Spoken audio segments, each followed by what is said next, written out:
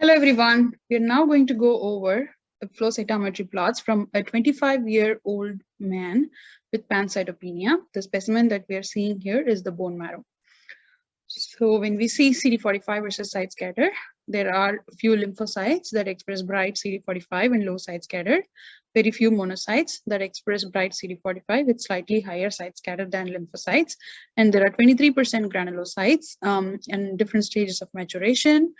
That has high site scatter and dim CD45 than lymphocytes and monocytes. And we have 58% blasts.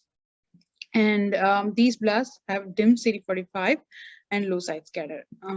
So this particular case, the blasts express a little slightly higher site scatter than what we are used to seeing traditionally.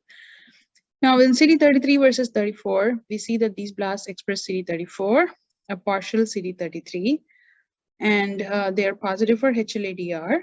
They are positive for CD13. Here, they are negative for CD11B. They are negative for 14 and 64. They are negative for 3 and 7, negative for 4 and 8. They have a pretty bright CD10 expression and CD19 expression, negative for CD20.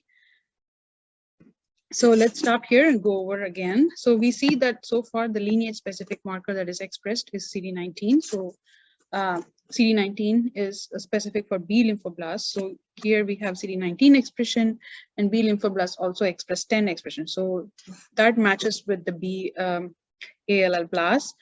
So one thing interesting here is we have a homogeneous CD13 expression and a partial CD33 expression.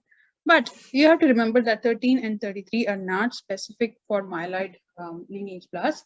They are often associated with myeloid lineage, but they are not specific. They can be seen in TALL or BALL or in any other lineage. 117 is negative. So 117 is a more reliable myeloid marker than 13 and 33.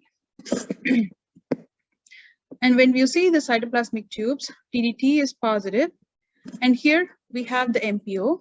And so even though 13 and 33 were positive, MPO is clearly negative. So that helps to rule out the myeloid lineage blasts. And we have a partial CD22 expression again, which is a B lineage marker. And so that also additionally helps. And CD22, as we discussed in the previous chapters, we also perform it to see if therapy against CD22 antigen can be given.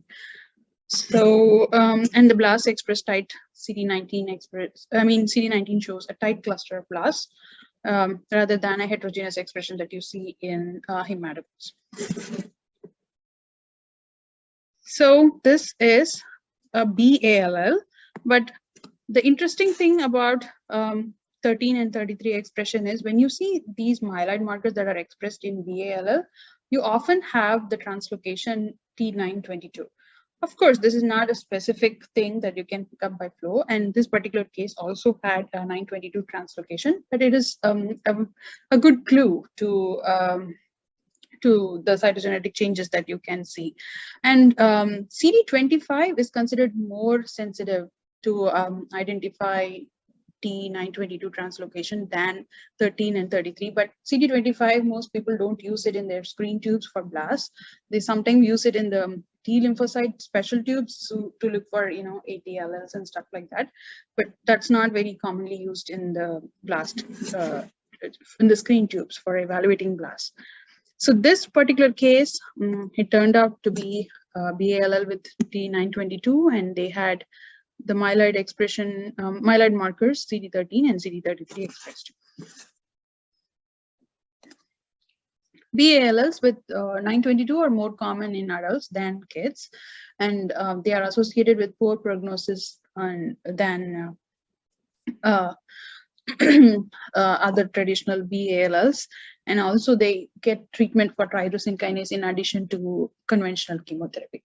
So it is important to identify T922, although flow is not the modality to identify the cytogenetic abnormality. It gives you some clues. Thank you.